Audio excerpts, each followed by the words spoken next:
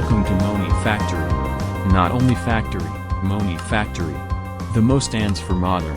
In this series, we will try to get further than Monifactory. There is a few reasons I chose this. 1. It's on 1.20.1. And 2. AE2 has native fluid support. First, I want a base location, and this time I'm not going to use the void world. Here is a half-decent place. We'll settle here.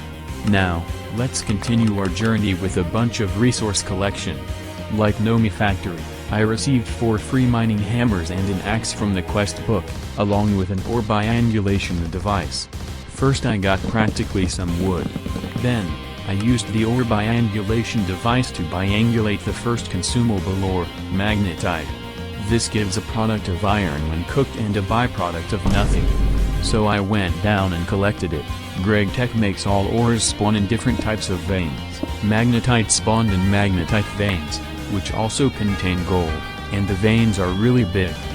But we also need some fuel to smelt the magnetite. Introducing coal. You've heard it before, but coal is shipped in the form of raw coal, so we need to smelt that.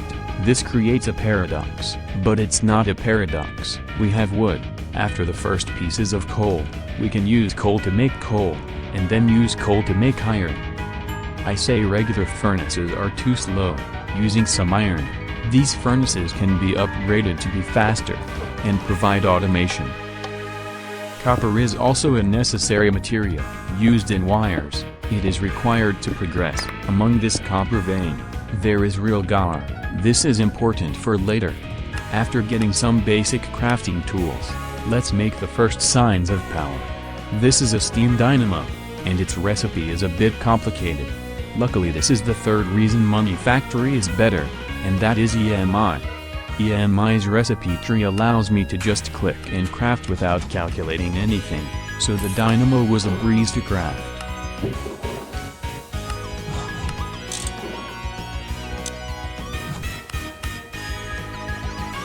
Now it's time to prepare circuits.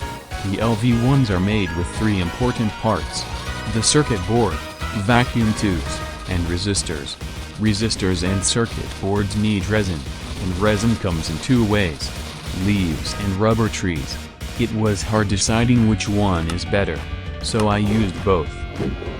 Resistors also take paper, which is made from sugar cane. We can easily make a farm using a special sand called snag, which grows faster with a redstone signal. With this in mind, I placed a piston and changed my place block key to enter so I can hold it down without an auto clicker. Everything else is easy, so let the crafting montage begin.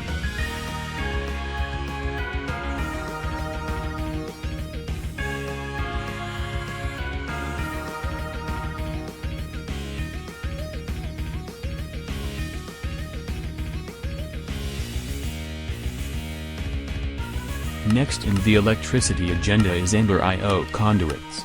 These transport Fe across the base. The simplest ones are made with conductive iron, a blend of iron and redstone, and conduit binders. Those are made with some clay, sand and gravel.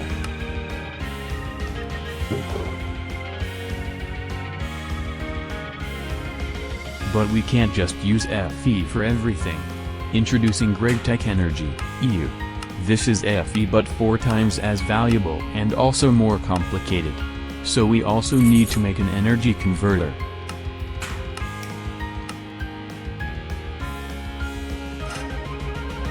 Let's also expand the base to give a little more space.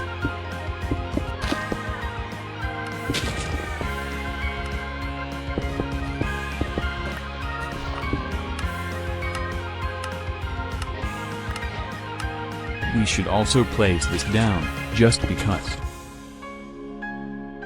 Here's what I've achieved up to this point. We have a base location, steel, LV circuits and an LV energy converter. But we're only 4.5 minutes in. Let's do some more. So we have a converter, which is 1 out of 3 components to make a functioning power system. Let's make a battery buffer, a crucial part of our power grid. This will require batteries, require lithium, require battery hull, require battery alloy, require leaded anode. So let's make the battery buffer so the batteries have somewhere to stay. This is very easy, just some steel and tin wire. But I'm tired of making wires with a crappy 2 ingot to 1 wire ratio. This is a wire mill. It makes wires with an inverse ratio. But instead of placing it in a reasonable spot, I can place it directly in front of the converter and then move it without having to use a wire. I can make the LV superconductors first, and then place the wires.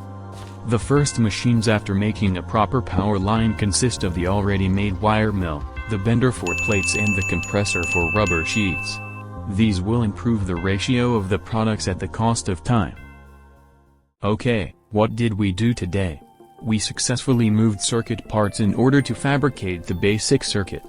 We got steel, made a few machines to not have a crappy ratio, and got a semi-functioning base. I'd call that at least enough for now. Next time we will get this metal 3x3x4 structure that has a word relating to heat in its name. Goodbye. I need to pay my energy bills. This so-called EBF is taking so much energy just to change a dust to an ingot. Oh shoot, I'm still recording. Bye I guess. Go check out other videos or something.